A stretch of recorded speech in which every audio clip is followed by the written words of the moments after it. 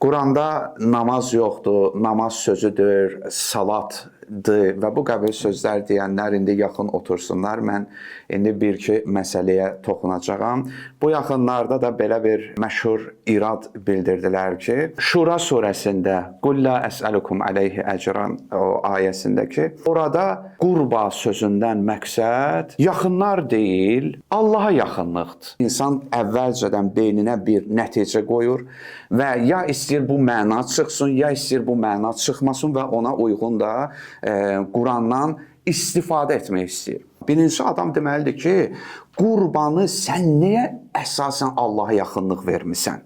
Hanı dəlillərin? Qurandan sitat gətirir. Biz Qurana açsaq, baxsaq, görərik ki, Quranda qurban mənası həm də yaxınlar mənasındadır. Məsələn, vəsiyyət məsələsində yaxınlardır. Və ənzir əşirətəkəl əqrabin. Peyğəmbərə ilk nazil olan ayələrdəndir ki, öz yaxınlarını qorxut, xəbərdar et. Əqrabin nə deməkdir? Və əti zəl qurbə haqqa vəl miskinə və ibnəs-səbil. Zəl qurba nədir?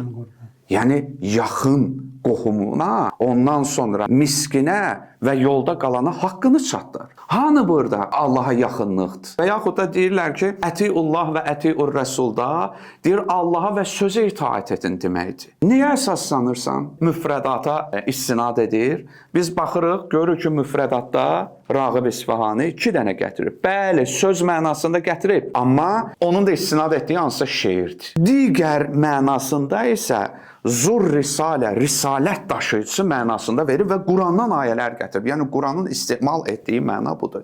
Yaxşı, söz deyən adam, niyə görə bu ikinci mənanı gizlətmirsən? Niyə deməmisən? Niyə versiya olaraq qoymursan ortaya? Və yaxud da ki, Quranda namaz yoxdur. Son zamanlar bir ikrah duyan adamlar var ki, deyir ki, namaz deməyin, salat deyin, oruç deməyin, siyam deyin, peyğəmbər deməyin, nəbi deyin. Əzizlər, məsələni quru leksik mənasını tərcümə etmək deyil.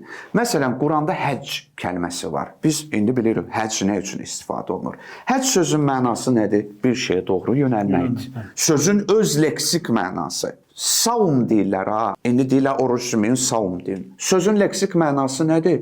Bir şeydən özünü saxlamaq, çəkinmək. İndi maraqlıdır ki, Təbriz müəllim, ot ələfdən özünü saxlayan ata ərəblər saim deyirdilər. At. İndi Quranda savumdan gələndə məqsəd özünü nədənsə saxlayan at mənasında qəbul etməliyik. Və ya salat. Deyirlər ki, Quranda namaz yoxdur, ibadət yoxdur, sadəcə dua elə ki, yəni duadır. Görün, Allahın əzəmətli kitabının hörmətini, gücünü necə salırlar. Quranda salat sözünü dua kimi tərcümə eləsin ki, hep dalana dirənəcəksən. Niyə?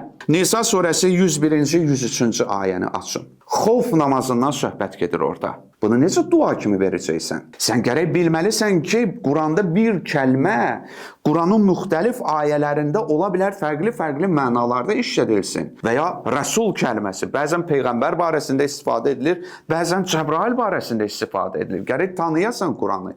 Xof namazını nə edəcəksən sən? Cümə günü namaza dəvət olunanda nə edəcəksən? Üstəlik namaza bağlı dəst namazı var, qusulu var, filan var. Nə edəcəksən burada? İkinci mənası dua mənasındadır. Bax, dediyimiz kimi. Səhv eləməsəm, Tövbə surəsində də var ki, Peyğəmbərə deyir ki, onlar üçün dua elə. Sədəqələri al və dua elə. Çünki sənin duan onlar üçün bir sükunət, təskinlikdir. Üçüncü məna, xüsusi dua. Məsələn, Peyğəmbər üçün nə deyir? Sallallahu aleyhi və aleyhi və səlləm. Allah salavat göndərsin. İndi Allah dua eləsin Peyğəmbər üçün. Yoxsa bu namaz mənasındadır. İnnəllaha və mələikətəhu yusalluna alən-nəbi Əhzab surəsində nədir? Xüsusi dua və mələklər üçün ayrı mənadadır. Allah barəsində ayrıdır ki, xüsusi bir rəhmət mənasında işlənilir. Daha sonra 4-cü mənası Ənfal surəsində baxırıq ki, müşriklərdən söz açarkən deyir ki, onların ibadəti Kəbə evinin yanında fit və əl çalmaqdan başqa bir şey deyil idi. İndi ey o kəs ki, Quranda namaz açıq şəkildə yoxdursa, onda Peyğəmbərin dövründə var idi də. Quran bizə deyir. Peyğəmbərin dövründə gördüyünüz nədir? Fit və əl çalmaq. Müşriklər belə edirdi. Görürsüz, öz zehinlərinə müşriklər elə edirdi. Fit çalırdılar. Onlara da görə namaz belə qılmalı idi də. Yox, İslam gəldi, bunun qarşısını kəsdi. Deməli, bu belə olmaz. Və 5-ci mənası da ki, salat kəlməsinin Yahudilərin ibadət ocağıdır. Həcc surəsinin 40-cı ayəsində. Yahudilərin ibadət ocağı.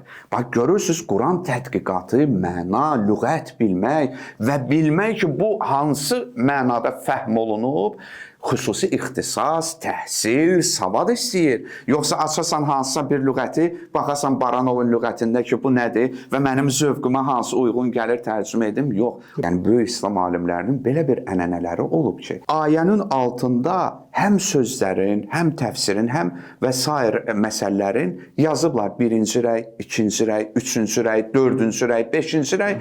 Axırda yazıblar ki, bu aciz bir bəndənin də rəyi budur. Və sonra da deyiblər ki, məsələn, ən doğrusunu Allah bilir.